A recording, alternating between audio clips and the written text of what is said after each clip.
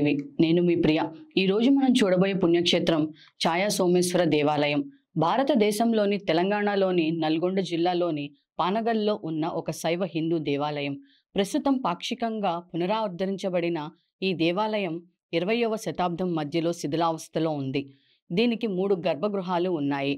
వీటిని త్రికుటాలయం అని పిలుస్తారు. ఆలయ నిర్మాణ రూపం ఈ గర్భగుడిలోని 3 దేవుళ్లను సూచిస్తోంది. శివుడు, విష్ణుమూర్తి మరియు సూర్యుడికి అంకితం చేయబడింది.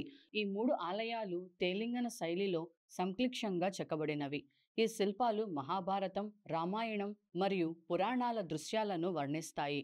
ఆలయానికి 3 ప్రవేశ ద్వారాలు ఉన్నాయి. ఈ ఆలయం పానగల్లోని మరొక శైవ మందిరమైన పచ్చల సోమేశ్వర ఆలయానికి దగ్గరగా ఉంది. సూర్యుని స్థానంతో సంబంధం లేకుండా రోజంతా ఒక నీడ లింగంపై నిరంతరం ప్రసరింపజేసే విధంగా ఉంటుంది. దీనివల్ల ఆలయానికి ఛాయా సోమేశ్వర స్వామి ఆలయం అనే పేరు వచ్చింది. ఈ ఆలయం 11 మరియు 12వ శతాబ్దంలో కాకతీయ రాజవంశ కాలంలో ప్రతాపరుద్రుడు లేదా గణపతి దేవుడు నిర్మించబడినట్టు సూచిస్తారు. ఇది పానగల్ ఆలయ సముదాయంలో భాగం. ఇందులో చాణక్యులు మరియు కాకతీయుల కాలానికి చెందిన అనేక పురాతన ఆలయాలు ఉన్నాయి.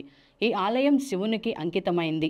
ఇక్కడ సోమేశ్వర స్వామిగా పూజింపబడుతున్నాడు. ఈ ఆలయంలోని ప్రధాన ఆకర్షణ ఛాయ అనగా నీడ. గర్భగుడిలోని శివలింగంపై ఎప్పుడూ ఒక నీడ పడుతూ ఉంటుంది.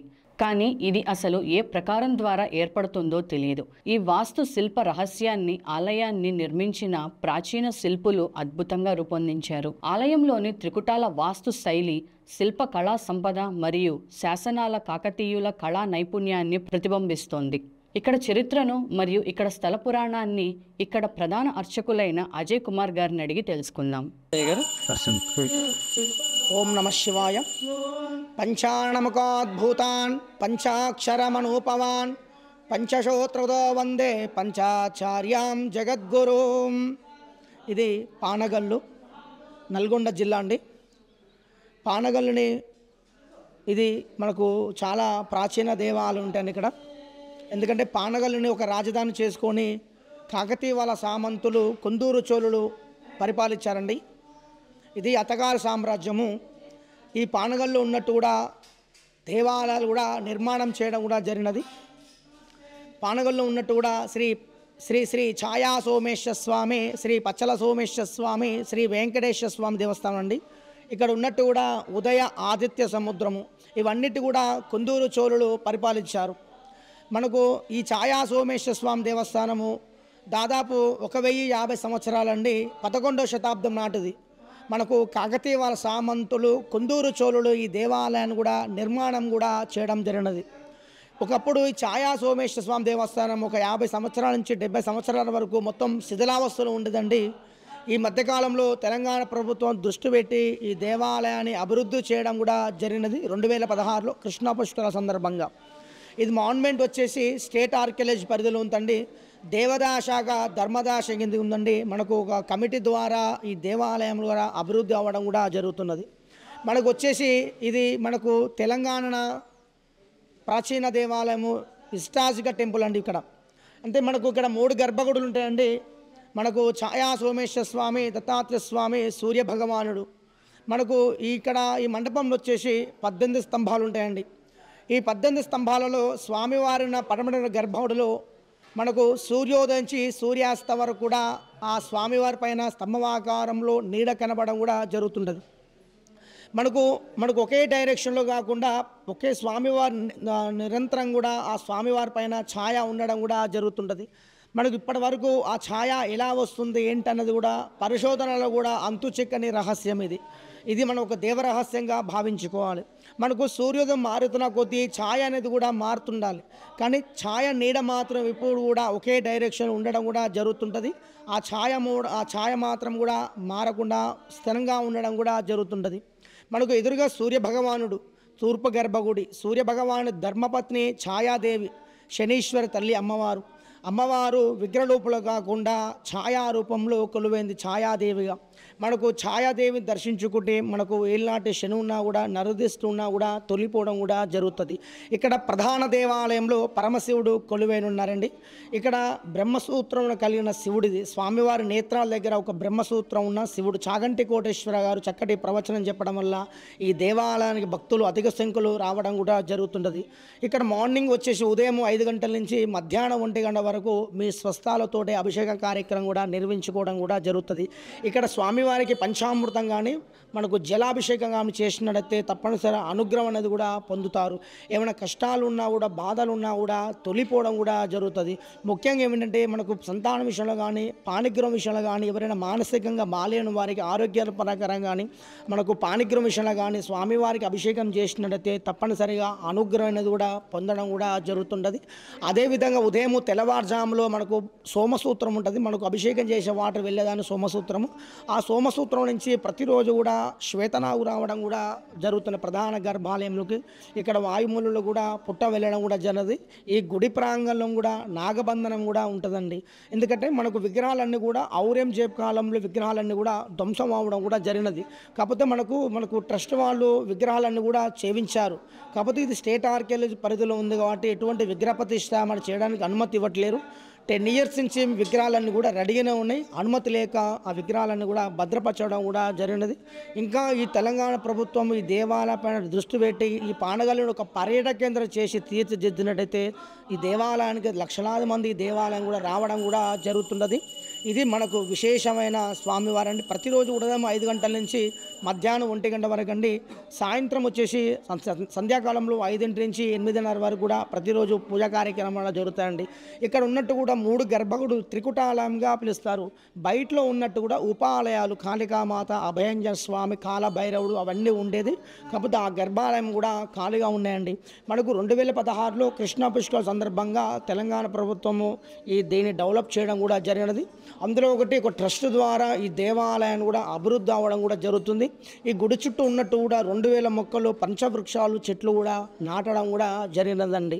ఇది మనకు హైదరాబాద్ నుంచి నల్గొండకు ఒక 100 కిలోమీటర్ మాత్రం ఉంటుంది. పానగల్లుకు ఒక క్లాక్డోర్ టు పానగల్లు ఒక 1 కిలోమీటర్ మాత్రం ఉంటుందండి. అందరూ కూడా మనకు తెలంగాణ నుంచి కాకుండా, ఇక హైదరాబాద్ నుంచి కాకుండా మనకు మహారాష్ట్ర నుంచి, తమిళనాడు నుంచి అధిక సంఖ్యలో ఈ ఛాయా సోమేశ్వర స్వామిని దర్శించుకోవడం కూడా, ఈ దేశవ్యాప్తంగా కూడా ఈ ఛాయా సోమేశ్వరం దర్శించుకోవడం కూడా జరుగుతుందండి. ఆప్యాయ స్వసమేతుతే విశ్వదస్తోమ వృష్ణీయం భవావాజస్స సంగతే. ఇది స్వామివారి మంత్రం అండి. మనకు ముందుగా ఆవు పాలతో చేసినట్టయితే పరమశివుడికి మనకు ఏమైనా ఆరోగ్యం ఉన్నా, ఆరోగ్యం బాలేని వారికి మనకు ప్యాకెట్ల పాలు కాకుండా స్వచ్ఛమైన ఆవు పాలతో అభిషేకం చేస్తే ఆరోగ్యం ఉన్నా కూడా తొలిపోవడం కూడా జరుగుతుందండి. దధిక్రాణో జిష్ణో రస్వస్య వాజిన సురభినో ముఖారత్మకం ఆయుగం శుతారశతో.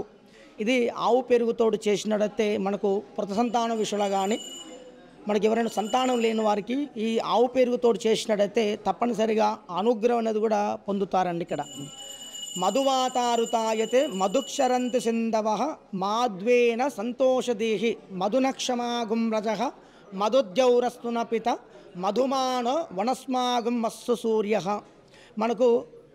మన స్వచ్ఛమైన పుట్ట తేనె తెచ్చినట్టయితే ఇక్కడ స్వామివారికి అభిషేకం చేసినట్టయితే తప్పనిసరిగా అనుగ్రహాన్ని కూడా పొందుతారు. ఎవరైనా కష్టాలున్నా, బాధలున్నా ఆ స్వామివారికి పుట్ట తేనెతో అభిషేకం చేస్తే ఆ అనుగ్రహం అనేది పొంది కష్టాలు అనేవి తొలిగిపోవడం కూడా జరుగుతుంది. ఇక్కడ శుక్రమసి తేజోసి త్వచ్చిద్రేణ పవిత్రేణ సూర్యస్య రశ్మిభిః. ఇది ఆవు నెయ్యి తీసినట్టయితే స్వామివారికి మనకి ఎవరైనా సరస్వతీదేవి అనుగ్రహం పొందాలంటే, ఎవరైనా విదేశాలు వెళ్ళాలనుకుంటే తప్పనిసరిగా ఆవు నెయ్యి అభిషేకం చేసినట్టయితే తప్పనిసరిగా అనుగ్రహం కూడా పొందుతారు. ఈ స్వామివారి మంత్రం చెప్పించినట్టయితే మీరు ఓం నమః శివాయ 108 సార్లు స్మరించినట్టయితే మీకు పరమశివుడున్న లోపల ఆవాహమే రావడం కూడా జరుగుతుంది. ఎందుకంటే ఇక్కడ 1000 సంవత్సరాల నాటి యంత్రబలం ఇది. ఎందుకంటే మీకు ఇక్కడ గర్భాలయం కూర్చుంటే మీకు తెలియని అనుభూతి కలుగుతుంది. నమస్తే అస్తు భగవన్ విశ్వేశ్వరాయ మహాదేవాయ త్రియంబకాయ తుపురాంతకాయ త్రికాలాగ్నికాలాయ కాలాగ్నిరుద్రాయ నీలకంఠాయ మృత్యుంజయాయ సర్వేశ్వరాయ సదాశివాయ శ్రీమన్మహాదేవాయ నమః. ఈ స్వామివారి మంత్రం జపించినట్టయితే పరమశివుడు మనలో ఆవాహన ఇవ్వడం కూడా జరుగుతుంది. తెలియని అనుభూతి అనేది కూడా కలవడం కూడా జరుగుతుంది. ఎందుకంటే స్వామివారు చాలా మహిమగల స్వామి అని ఇక్కడ మీకు స్వామివారిని ఒక్కసారి ముట్టుకుంటే తెలియని అనుభూతి కలుగుతుంది. మీకు ఇక్కడ చాలా మీరు పంచామృతాలు కానీ మనకు పంచామృతం లేకుండా అవసరం లేదు. స్వామివారికి జస్ట్ ఒక చెమ్మ నీళ్ళు వేసి ఒక బిల్వదనము భస్మం ధరించినట్టయితే మీ జన్మ ధన్యమైపోతుందండి. మీకు తెలియని అనుభూతి కలుగుతుంది. మీకు తెలియని వైబ్రేషన్ అది రావడం కూడా జరుగుతుందండి.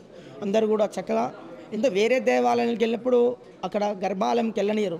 మామూలు అక్కడ ఆసనాలు వేసి కూర్చోబెట్టి జరుగుతుంది. మేము మీ స్వస్థలతోటి అభిషేకం కార్యక్రమం కూడా ప్రతిరోజు కూడా నిర్వహించుకోవడం కూడా జరుగుతుంది. ఇది చాలా మహిమగల స్వామి ఛాయా సోమేశ్వర స్వామి. తప్పనిసరిగా మీకు ఒక కోరిక అనేది మీరు కోరుకోండి. తప్పనిసరిగా అనుగ్రహం అనేది కూడా పొందడం కూడా జరుగుతుందండి. ఓం నమ శివాయ. ఓం నమ శివాయ. అంటే మనకు భవిష్యత్తు మనం ఇప్పుడు జనరేషన్లో ఇప్పుడు చూడడం కూడా జరుగుతుంటుంది. ఎందుకంటే యూత్ చాలా వరకు కూడా చెడిపోవడం కూడా జరుగుతుంది. విషయం ఏంటంటే మనకు తల్లిదండ్రులు బాధ్యత తీసుకోవాలి. ఎందుకంటే వాళ్ళు పనిలోకి వెళ్ళడం కానీ ఆఫీస్కి వెళ్ళడం కానీ జరుగుతుంటుంది ఎక్కువ. ఈ పిల్లలు కూడా ఎక్కువగా ఈ ఫోన్ల ద్వారా గేమ్స్ అవి ఎక్కువ ఆడడం కూడా జరుగుతుంది. మనము అది కాకుండా వాళ్ళ కాంచి తల్లిదండ్రులు మంచి విద్య కానీ వాళ్ళకు భవిష్యత్తు తరాల గురించి వాళ్ళ చక్కటి ప్రవచనాలు చెప్తే బాగుంటుందని ఉద్దేశం. ఎందుకంటే ఇప్పుడు మామూలుగా జన్మదినం వస్తుంది, బర్త్డే కానీ మామూలుగా కేకులు వేయడం కానీ అలా కాకుండా దేవాలయానికి వచ్చి చక్కగా గణపతికి దీపాధారణ, బర్త్డే వస్తే స్వామివారి అభిషేకం కానీ ఒక 10 మందికి ప్రసాదం విస్తరణ చేయడం కానీ లేని వారికి మనకు అన్నదాన ప్రసాదం విస్తరణ చేస్తే చక్కగా బాగుంటుందని ఉద్దేశం అండి.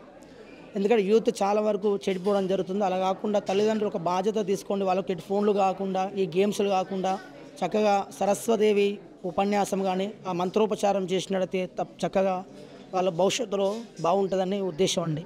ఓం నమ శివాయ. చూశారు కదా, మన తెలంగాణలోని నల్గొండ జిల్లాలోని పానగల్లో ఉన్న ఒక శైవ హిందూ దేవాలయ విశిష్టతను. తిరిగి మళ్ళీ వచ్చే వారం మరో దేవాలయం గురించి తెలుసుకోవడానికి వేదిక టీవీ ఛానల్ని సబ్స్క్రైబ్ చేసుకోండి.